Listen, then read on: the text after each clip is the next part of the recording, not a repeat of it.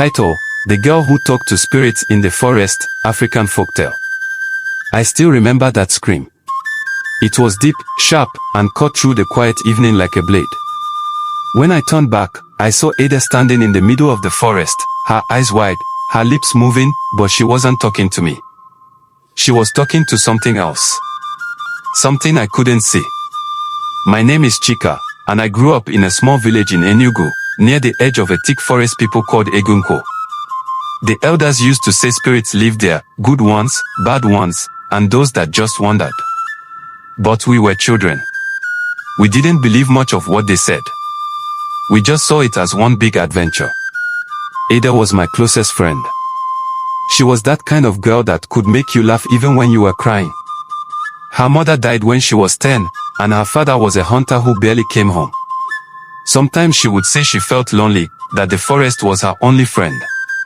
I thought she was joking. But I later found out It started one afternoon after school. Ada told me she wanted to show me something in the forest. I followed her, even though my grandmother warned me not to go deep inside. We walked until the sound of people faded, replaced by birds, wind, and the smell of wet earth. Then Ada stopped beside a tall Iroko tree. She smiled and said softly, "They can hear us now." I laughed. "Who?" She said, "The ones who stay here. The spirits." I thought it was one of her usual jokes. But then, I heard something, like someone whispering from far away. It wasn't clear. Just a faint voice, calling a name I couldn't catch. Ada smiled again and whispered back, "I'm here."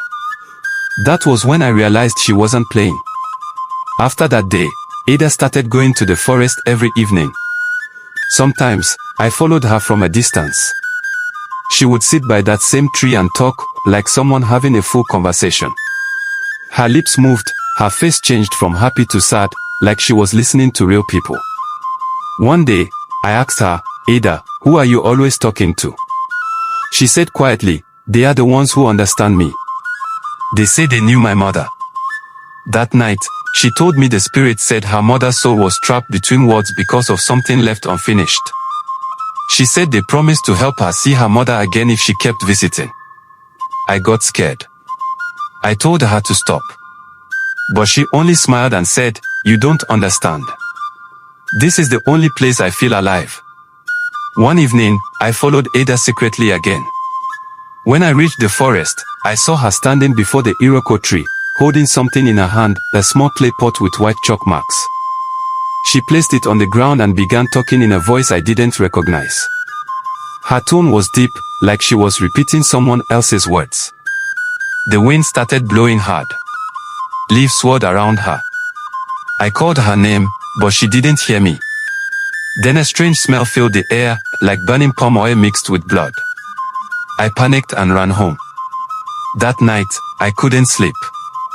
All I kept hearing in my head was her voice, soft, distant, and wrong. The next morning, Ada didn't come to school. 3 days passed. People started saying Ada had fallen sick. Her father went to fetch a dibia, native doctor. When I visited her, she looked weak and pale. But her eyes were sharp, almost glowing. She held my hand and said, "They are calling me back. The ones from the forest." I begged her not to go. But that night, around 9 p.m., I heard a knock on my window. When I looked outside, Ada was standing there. Her eyes were wet. She whispered, "Come with me. They said I can bring you." I shook my head, crying. She smiled sadly and said, "Then I'll go alone." She turned and walked into the darkness. The next morning, they found her body near the Iroko tree. No wound. No blood. Just her body lying quietly, her hand holding a small white feather. After Ada's death, strange things started happening. At night, people passing the forest said they heard a girl laughing softly. Some said they saw footprints appear on the path even when nobody was there. Her father left the village not long after. But I couldn't leave. Every time I passed by that place, I felt like someone was watching me. Once, I heard my name whispered from the trees, just like before. I turned around and saw nothing. One evening, I dropped a flower by her favorite tree. The wind blew softly, and I heard her voice, faint, but real, saying, "Thank you, Chika." I ran, crying. But deep down, I knew Ada wasn't gone. She had become one of them. Now, it's been years. I'm older, but I still remember that forest, the whispers, the laughter, and Ada's last smile. Some say she was bewitched. Some say the spirits took her because of her gift. But I know Ada wasn't crazy. She just saw what the rest of us couldn't. Whenever the wind passes through the trees at dusk, I whisper, "Rest now, Ada." And sometimes, I hear her whisper back. This story was brought to you by Tessie Inspire Folktales, that Tessie_E4Y, where African stories come alive. Don't forget to like, share, and subscribe for more real-life inspired folktales.